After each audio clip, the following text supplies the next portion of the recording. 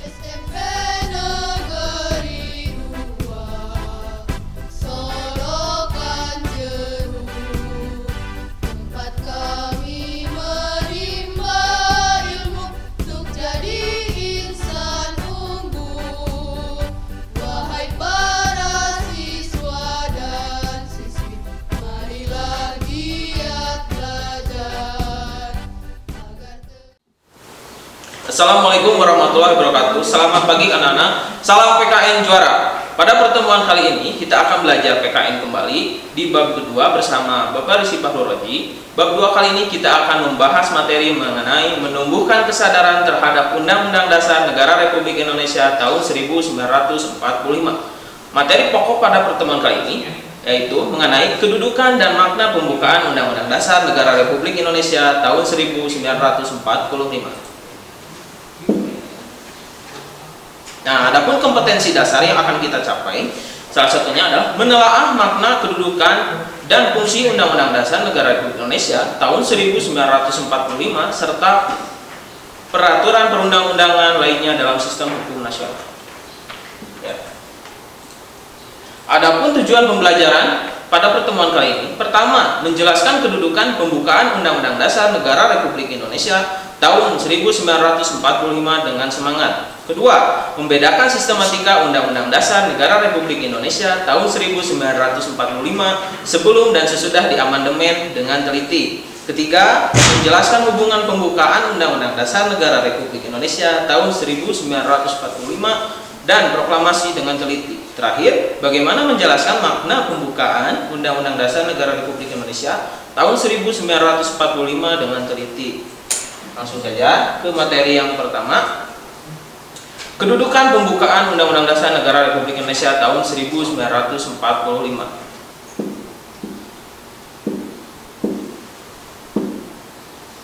Ya, sebelum kita mengetahui tentang kedudukan pembukaan Undang-Undang Dasar, kita harus mengetahui tentang hukum dasar. Sebuah negara harus memiliki hukum dasar. Karena untuk apa? Kita lihat dari pengertian terlebih dahulu ya. Hukum dasar atau konstitusi, yaitu aturan-aturan yang dipakai sebagai landasan dan sumber bagi berlakunya seluruh hukum, peraturan perundang-undangan dalam penyelenggaraan pemerintah negara pada suatu negara. Otomatis setiap negara yang sudah merdeka harus memiliki sumber atau hukum dasar atau konstitusi dalam apa? Dalam penyelenggaraan pemerintah negara.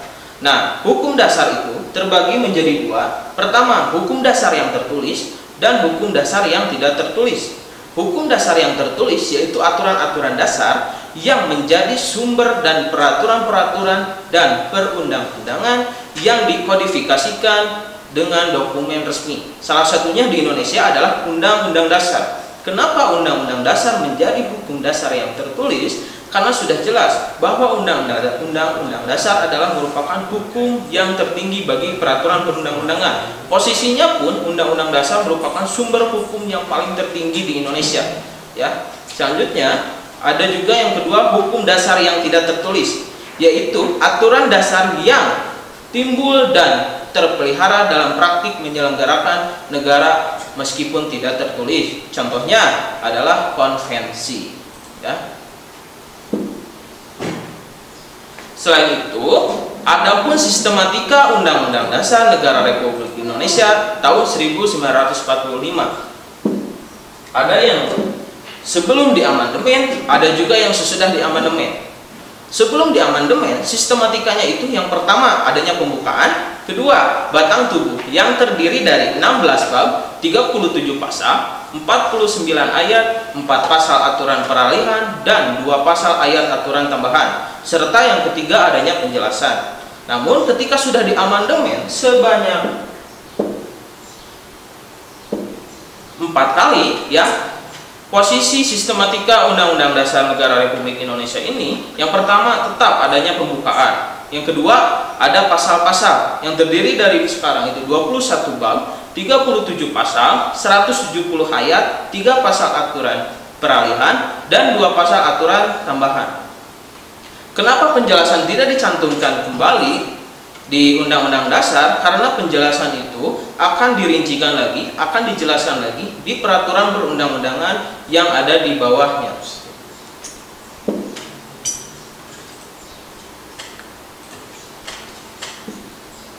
Nah, selanjutnya, bagaimana hubungan pembukaan Undang-Undang Dasar Negara Republik Indonesia tahun 1945 dengan proklamasi? Apakah ada hubungannya? Coba anak-anak lihat gambar di belakang ini antara pembukaan dengan proklamasi. Kita coba lihat materi tentang bagaimana hubungan pembukaan Undang-Undang Dasar dengan proklamasi. Nah, yang pertama, hubungan antara proklamasi dengan pembukaan Undang-Undang Dasar. Di proklamasi memuat dua hal yang paling pokok. Pertama, pernyataan kemerdekaan bangsa Indonesia. Ya, dilihat dari paragraf pertama di proklamasi itu memuat sebuah hal kemerdekaan. Yang kedua, tindakan yang harus segera dilakukan dari pernyataan kemerdekaan. Di paragraf kedua ini, apa yang harus dilakukan oleh Indonesia, negara Indonesia ketika negara Indonesia sudah merdeka. Nah, sedangkan di pembukaan Undang-Undang Dasar Negara Republik Indonesia, alinea ke-1 sampai alinea ke-3 itu merupakan uraian terperinci dari kalimat pertama proklamasi kemerdekaan. Jadi dijelaskan lagi di alinea ke-1 sampai alinea ke-3 di pembukaan Undang-Undang Dasar. Nah, lalu di alinea keempat memberi arah pertanggungjawaban terhadap pelaksanaan kemerdekaan. Sama halnya dengan proklamasi. Di proklamasi pun di paragraf kedua menyatakan tindakan yang harus dilakukan. Di alinea keempat pun memberi arah pertanggungjawaban. Berarti arah negara kita itu mau kemana dan dicantumkan di alinea keempat pembukaan Undang-Undang Dasar. Maka dapat disimpulkan, pertama, pembukaan Undang-Undang Dasar Negara Republik Indonesia tahun 1945 merupakan uraian terperinci dari proklamasi kemerdekaan. Kedua, pembukaan dan proklamasi merupakan suatu kesatuan yang bulat. Makna yang terkandung dalam pembukaan merupakan amanat dari proklamasi kemerdekaan. Jadi, proklamasi itu merupakan amanat yang harus dilakukan dan dicantumkan di dalam pembukaan Undang-Undang Dasar Negara Republik Indonesia tahun 1945. Nah, lantas ketika pembukaan Undang-Undang Dasar Negara Indonesia sebagai pokok kaidah negara yang fundamental. Kenapa disebut sebagai pokok kaidah negara yang fundamental? Fundamental itu berarti mendasar atau hal yang pokok. Mempunyai 3 persyaratan. Pertama, berdasarkan sejarah terjadinya, bahwa pembukaan ditentukan oleh pembentuk negara. Maka dari itu, kita selaku masyarakat Indonesia harus bisa menghargai jasa para pendiri bangsa dalam merumuskan pembukaan Undang-Undang Dasar. Yang ketiga, berdasarkan isinya, bahwa pembukaan memuat asas falsafah negara, yaitu Pancasila, memuat asas politik negara, yaitu berkedaulatan rakyat, dan tujuan negara. Jadi sangat hal pokok dan paling mendasar sekali. Yang ketiga, pembukaan menetapkan adanya saat pembukaan menetapkan adanya dibentuknya Undang-Undang Dasar Negara Republik Indonesia tahun 1945. Nah, maka dari itu, pokok kaidah negara yang fundamental ini di dalam hukum mempunyai hakikat dan kedudukan yang tetap, kuat, tidak berubah bagi negara yang telah dibentuk. Maka dari itu, pembukaan Undang-Undang Dasar Negara itu bersifat tetap, kuat, dan tidak dapat dirubah lagi. Apabila pembukaan Undang-Undang Dasar Negara itu ingin dirubah, berarti sama saja menghilangkan amanat dari proklamasi dan ingin membubarkan Negara Kesatuan Republik Indonesia.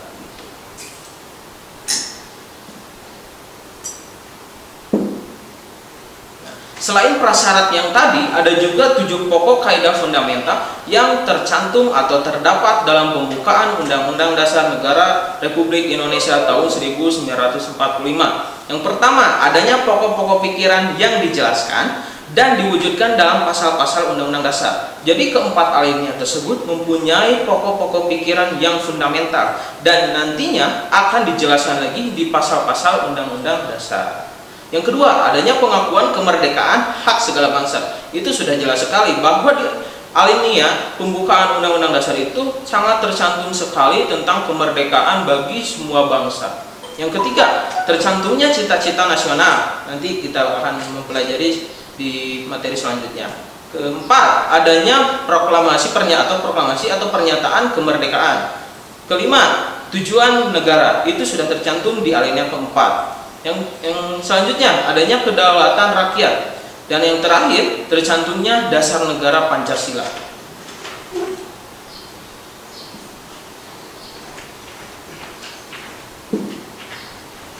Nah, selain pokok-pokok fundamental yang tadi, adapun nilai-nilai yang terkandung di dalam pembukaan Undang-Undang Dasar Negara Republik Indonesia tahun 1945 memuat dua hal nilai-nilai yang luhur. Pertama, nilai universal, dan yang kedua, nilai lestari. Nilai universal bahwa pembukaan Undang-Undang Dasar Negara Republik Indonesia tahun 1945 memiliki nilai yang dijunjung tinggi oleh bangsa-bangsa beradab di dunia dan penghargaan terhadap hak asasi manusia. Ini sangat jelas sekali bahwa kita itu pembukaan Undang-Undang Dasar itu sangat dijunjung sekali oleh bangsa-bangsa yang berada di dunia. Selanjutnya, nilai lestari mampu menampung dinamika masyarakat dan akan tetap menjadi landasan perjuangan bangsa. Nah, selama kita masih menjiwai dan berpegang teguh terhadap Pancasila dan Undang-Undang Dasar, maka segala permasalahan yang ada di bangsa Indonesia insya Allah akan bisa terselesaikan. Asalkan kita selaku masyarakat Indonesia, rakyat Indonesia bisa menjiwai dan berpegang teguh terhadap Pancasila dan Undang-Undang Dasar. Nah, selanjutnya kita akan membahas materi makna pembukaan Undang-Undang Dasar Negara Republik Indonesia di setiap alinea. Kita lihat alinea yang pertama, ya, bahwa sesungguhnya kemerdekaan itu adalah hak segala bangsa, dan oleh sebab itu maka penjajahan di atas dunia harus dihapuskan karena tidak sesuai dengan pri kemanusiaan dan pri keadilan.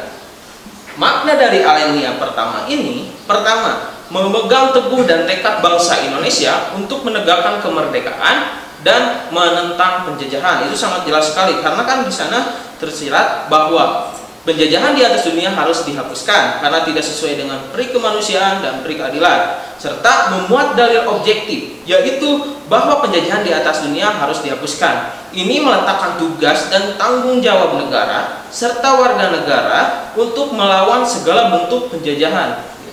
Selanjutnya juga memuat dalil subjektif, yaitu aspirasi bangsa Indonesia untuk melepaskan diri dari penjajahan. Nah, selama kita sudah dijajah berapa ratus tahun, itu atas perjuangan rakyat Indonesia, itu membuat suatu aspirasi kita untuk melepaskan diri dari sebuah penjajahan. Selanjutnya, di alinea kedua, dan perjuangan pergerakan kemerdekaan Indonesia telah sampai pada saat yang berbahagia, dengan selamat sentosa menghantarkan rakyat Indonesia ke depan pintu gerbang kemerdekaan Indonesia yang merdeka, bersatu, berdaulat, adil, dan makmur. Nah, makna dari alinea kedua ini, pertama, bahwa perjuangan bangsa Indonesia telah mencapai tingkat yang menentukan. Berarti ini merupakan suatu kebanggaan, penghargaan kita bahwa hasil perjuangan bangsa Indonesia itu telah mencapai kemerdekaan. Kedua, bahwa momentum yang telah dicapai harus dimanfaatkan untuk menyatakan kemerdekaan. Jadi, kemerdekaan itu bukanlah akhir dari perjuangan kita. Justru ketika negara kita sudah merdeka, harus diisi dengan sebagai berikut. Nah, di bagian 3, kemerdekaan harus diisi dengan mewujudkan negara Indonesia yang merdeka, bersatu, berdaulat, adil, dan makmur. Pertama, merdeka berarti negara kita bebas dari penjajahan. Kedua, bersatu, bentuk negara kita adalah negara kesatuan. Berdaulat berarti negara kita sejajar dengan bangsa-bangsa lain, sederajat dengan bangsa lain. Selanjutnya, adil, negara kita harus menegakkan sebuah keadilan bagi masyarakat Indonesia. Terakhir, makmur berarti harus mewujudkan kemakmuran atau kesejahteraan bagi masyarakat Indonesia. Nah, kelima ini merupakan cita-cita nasional yang tercantum di dalam alinea kedua. Selanjutnya, di alinea ketiga, atas berkat rahmat Allah yang Maha Kuasa dan dengan didorongkan oleh keinginan luhur supaya berkehidupan kebangsaan yang bebas, maka rakyat Indonesia menyatakan dengan ini kemerdekaannya. Di alinea ketiga memuat makna. Pertama, kemerdekaan didorong oleh motivasi spiritual, yaitu kemerdekaan yang dicapai oleh bangsa Indonesia merupakan berkat rahmat Allah yang Maha Kuasa. Selanjutnya, memuat motivasi real dan material, yaitu keinginan luhur bangsa supaya berkehidupan yang bebas. di alinea ketiga ini memuat makna bahwa kemerdekaan Indonesia bukan hasil dari perjuangan rakyatnya itu sendiri, tetapi adanya juga rahmat yang diberikan oleh Tuhan supaya negara tersebut, negara kita itu bisa merdeka. Nah, selanjutnya juga menandakan bahwa negara kita itu mempercayai adanya Tuhan. Nah, selanjutnya kita lihat makna pembukaan Undang-Undang Dasar Negara Republik Indonesia tahun 1945 di alinea keempat. Nah, kita bisa melihat bahwa di alinea keempat ini mengandung prinsip-prinsip negara Indonesia. Yang pertama, tujuan negara yang akan diwujudkan oleh pemerintah negara. Nah, di alinea keempat ini memuat tujuan, yaitu melindungi segenap bangsa Indonesia dan seluruh tumpah darah Indonesia, dan memajukan kesejahteraan umum, mencerdaskan kehidupan bangsa, dan ikut melaksanakan ketertiban dunia. Kedua, ketentuan dilaksanakannya Undang-Undang Dasar. Nah, di alinea keempat ini dicantumkan bahwa sebagai adanya Undang-Undang Dasar ini dimuat di dalam pembukaan Undang-Undang Dasar. Nah, selanjutnya bentuk negara, yaitu bentuk negara kita adalah republik, berbeda dengan bangsa lain yang contohnya adalah negara kerajaan. Negara bentuk republik itu dipimpin dan dipilih oleh rakyat secara langsung, berbeda dengan negara yang bentuk kerajaan, yaitu secara turun-temurun. Selanjutnya berkelanjutan lagi dengan berkedaulatan rakyat. Selanjutnya, makna pembukaan Undang-Undang Dasar Negara Republik Indonesia tahun 1945 pada alinea keempat. Kita bisa lihat di alinea keempat memuat prinsip-prinsip negara Indonesia sebagai berikut. Tercantumnya tujuan negara yang akan diwujudkan pemerintah negara Indonesia.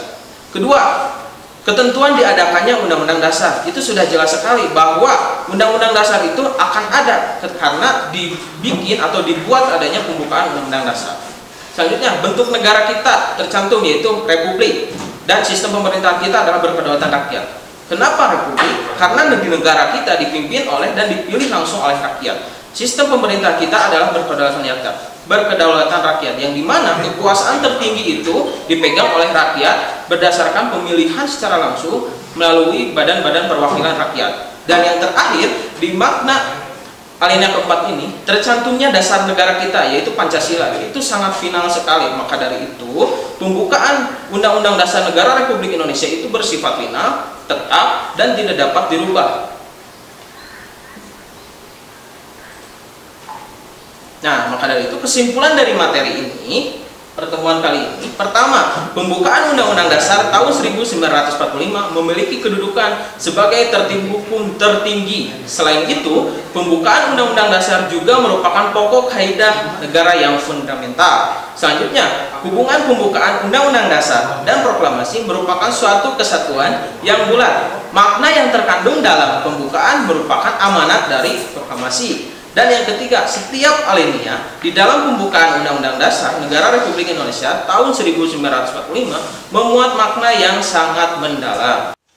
Untuk pertemuan kali ini, silakan kalian kerjakan aktivitas 2.1 di buku paket pada halaman 29 ya.